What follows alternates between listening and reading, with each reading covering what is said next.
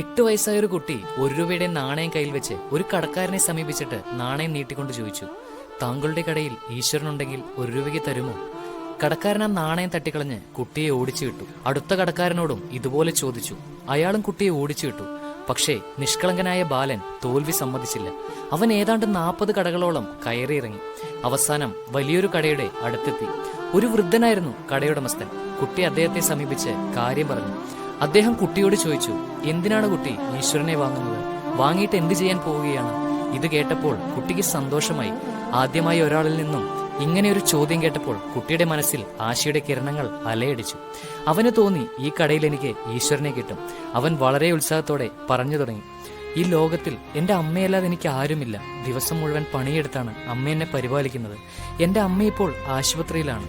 എൻ്റെ അമ്മ മരിച്ചുപോയാൽ പിന്നെ ആരാണ് എന്നെ ഊട്ടുന്നത്? ആരാണ് എന്നെ വളർത്തുന്നത്?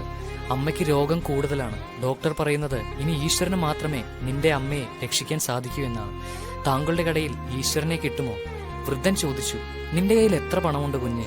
കുട്ടി പറഞ്ഞു, എന്റെ കയ്യിൽ 1 രൂപയേ ഉള്ളൂ. വൃദ്ധൻ പറഞ്ഞു, സാരമില്ല, 1 രൂപയ്ക്ക് തന്നെ ഈശ്വരനെ കിട്ടും.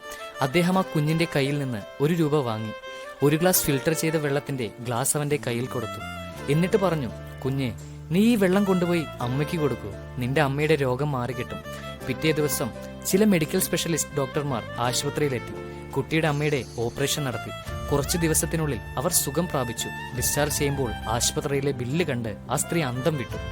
ഡോക്ടർ അവരെ ആശ്വസിപ്പിച്ചുകൊണ്ട് പറഞ്ഞു, വിഷമിക്കേണ്ട, ഒരു വൃദ്ധനായ മനുഷ്യൻ നിങ്ങളുടെ ബില്ലുകളെല്ലാം അടച്ചു കഴിഞ്ഞു. കൂട്ടത്തിൽ ഒരു കത്തും നിങ്ങൾക്ക് തരാൻ ഏൽപ്പിച്ചിട്ടുണ്ട്. അവർ കത്ത് തുറന്ന് വായിക്കാൻ തുടങ്ങി.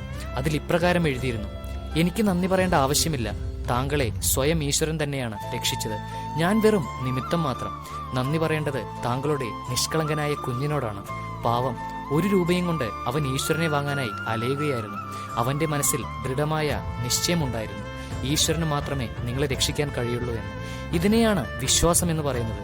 ഈശ്വരനെ കണ്ടെത്താൻ, ലഭിക്കാൻ കോടിക്കണക്കിന് പണം ആവശ്യമില്ല. മനസ്സിൽ അത്രയ്ക്ക് ശക്തമായ വിശ്വാസമുണ്ടെങ്കിൽ 1 രൂപയ്ക്ക് പോലും ഈശ്വരനെ ലഭിക്കും.